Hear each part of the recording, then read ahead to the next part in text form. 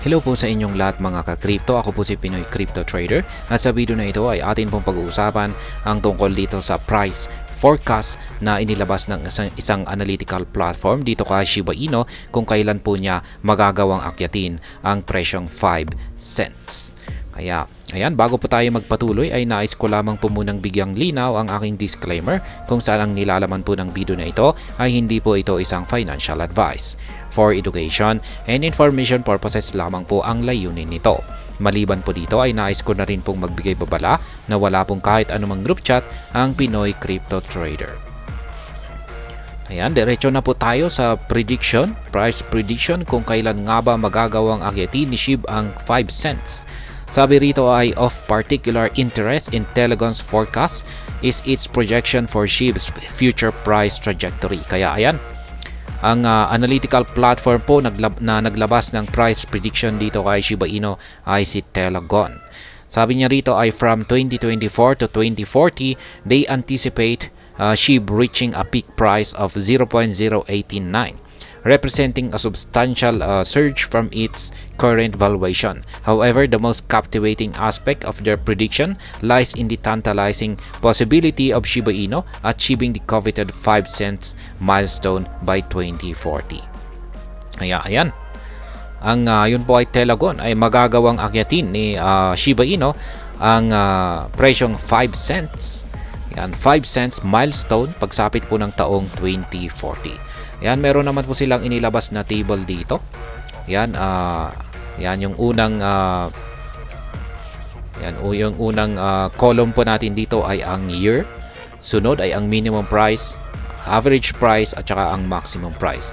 Ngayong taong 2024 ay ito pong si Shiba Inu ay maglalaro daw po sa presyong minimum price na 40 digits 221 at saka average price na 40 digits 367 at saka 40 digits 571. Kaya ibig pong sabihin ay sa taong ito ay ito raw po yung pinakamataas na posibleng akyatin na presyo ni Shiba Inu, ang 40 digits 571.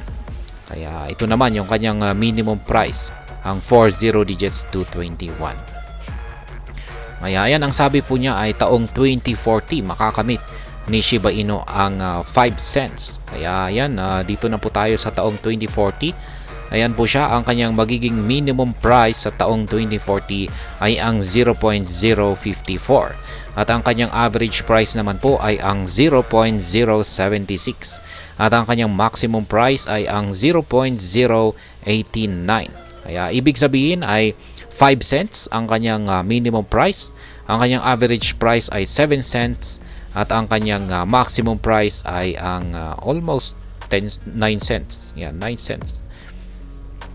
Yan, dito naman po sa taong 2050 ay ayan na po, dito na po niya mahihit ang $1 na presyo. Yan po yung kanyang maximum price pagsapit po ng taong 2050. Kaya yan ang titindi po ng mga magiging presyo nitong si Shiba Inu pagsapit po ng taong 2040 hanggang 2050. Kaya dapat ay kaya po nating i-hold ang ating Shiba Inu tokens hanggang 2040, mula 2040 hanggang 2050. Yan, provided na dapat ay nakabili tayo ngayon. Yan, sapagkat sa ngayon ay mababa yung kanyang presyo.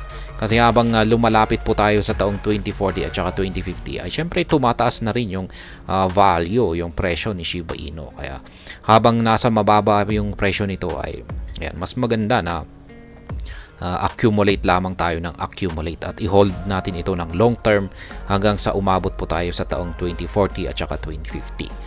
Kaya ayan, pwede na rin po tayong take profit na or mag-liquidate dito sa 2040 kasi malaki na po yung inangat ng market price ni Shiba Inu. Pero pag mas gusto po natin ng mas mataas na kita or gain ay siguro sa 2050 na tayo magte-take profit. Biruin mo naman $1. Yan, kung pag yung nabili natin ngayon ay ibebenta natin kapag naging $1 na ang presyo ni Shiba Inu ay laki po niyan nakita. Kaya yan po ang dahilan kung bakit magandang mag long term hold dito kay Shiba Inu kasi ngayon ay murang-mura pa yung kanyang presyo. At posible po na tumaas sa ganyang mga ganyang kataas na presyo itong si Shiba Inu. At hanggang dito na lamang po tayo sa video na ito. Sana po ay inyong nagustuhan ang aking paliwanag sa video na ito. Kung inyo po itong nagustuhan, pakiclick lamang po ang like button nito. Para naman po sa mga bago lamang dito, kayo po ay aking inaanyayahan para mag-subscribe. Pakiclick na rin po ang bell icon nito dahil ito po ang siyang magsisilbing notification nito sa mga bago kong videos na akin pong ina-upload sa aking YouTube channel na ito. Marami pong salamat sa panonood. Ingat po tayo lagi at God bless po sa ating lahat.